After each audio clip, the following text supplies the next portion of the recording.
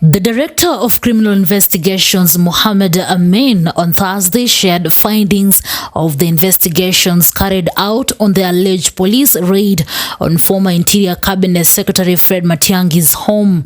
This is a short press release regarding the recent reports emanating from Dr. Fred Matiangi and the alleged deployment of officers to arrest him. I would like to, from the outset, very clearly state that no officer from the DCI or the National Police Service, for that matter, were deployed to find or arrest Dr. Matiangi at his residence or anywhere else. Amin dispelled the claims, echoing earlier stances by the state that no government agency was deployed to Matiangi's home. But we want to assure them, even as members of parliament, that we will stand to defend their rights. That nobody will harass them, but when the law catches up with you, you will have your day alone and with those who you abuse power with. Therefore, nobody should run squared. Nobody should try to evoke public sympathy. And we want to just advise them to be patient. According to the DCI boss, investigations uncovered a well-orchestrated plot to create tension through misinformation. The DCI confirms that this was a deliberate and malicious attempt to spread false information and incite fear, and is nothing more than the highest form of fake news. While detailing the events that unfolded on Wednesday night, DCI Amin noted that Matiangi had informed his guard that he was expecting guests comprising lawyers and a group of politicians. Initially, Dr. Matiangi informed his guards, some already interviewed by the DCI, that he was expecting guests who were lawyers and instructed them to grant access to his home upon their arrival. The lawyers arrived shortly after and proceeded to a meeting inside the house of Dr. Fred Matiangi. They were later joined afterwards by politicians led by none other than the former Prime Minister, Raila Odinga. After another few minutes, the lawyers drove off in 3 vehicles, leaving 3 other cars in the compound.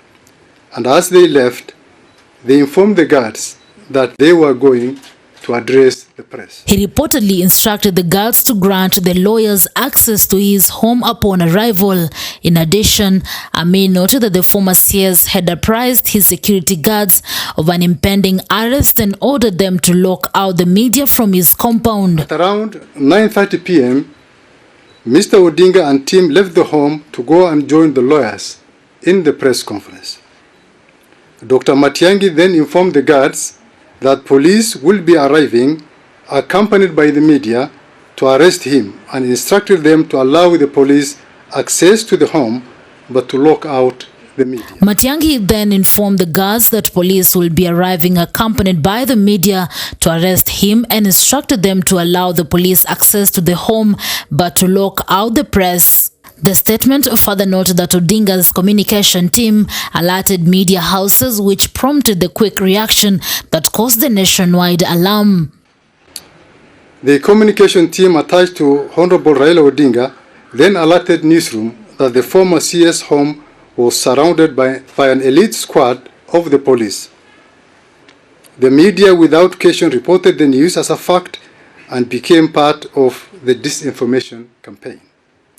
He further faulted the media for rushing to publish the reports without conducting the necessary checks to ascertain the concreteness of the matter. The DCI will leave the media to its own self-introspection, and in our view, it should hold itself accountable for the role in spreading this false information, and it should apologize to the public. Earlier, the High Court granted former Interior Cabinet Secretary Fred Matiangi anticipatory bail, barring police from arresting and detaining him.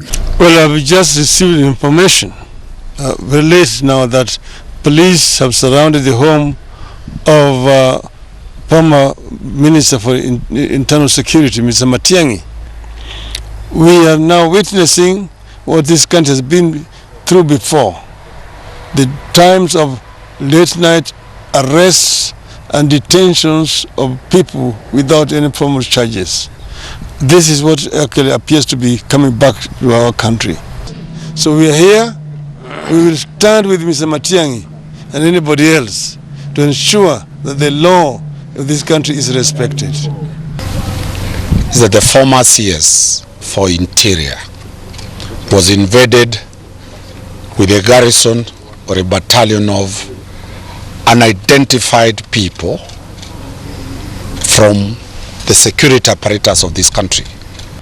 Let them come when it's daytime. Let them come when we lawyers are there. Let them come when everybody is seeing in the, when everything is clearly to be seen.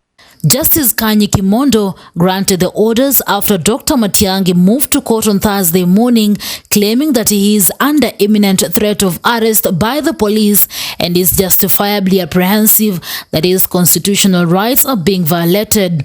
And therefore, last night's drama at Matiangi's house was one to excite people's emotions, invoke public sympathy, but it also a script that we would describe as a perfect case of the guilty being always afraid. In documents filed in court, Matiangi, through his lawyers, claimed that he received credible information from officers of the Kenya Police that they are under express instructions to arbitrarily capture and arrest him with a view of arraigning him in court for ulterior political motives. Well, like I said, the DCI is investigating several cases at various levels of investigations. And if there is a matter touching on Dr. Fred Matiangi, certainly we will share the same with the media at an appropriate time. As for the issue of the Waraka land scandal, I will leave that for the EACC to comment because it does not fall under the purview. For Maisha Prime, Maisha Television, I'm Rida Kering Chebet.